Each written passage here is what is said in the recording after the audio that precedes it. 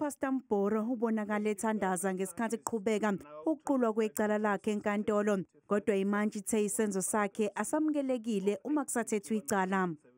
Please, my good sir, you cannot pray while the court is in session.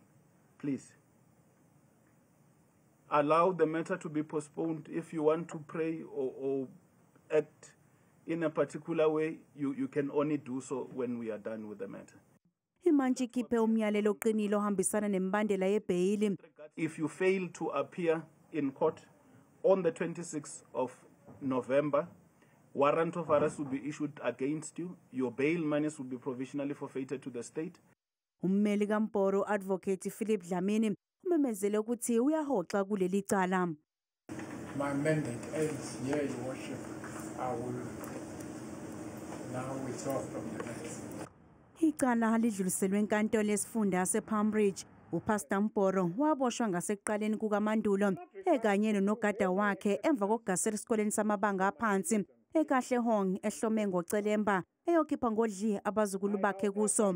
Bathweswa amacala okukhona kuwo elokuthumba, ukuba nesibhamu esingekho emthethweni nokusabisa. Indodana yakhe yona yadedelwa ngesexwayiso.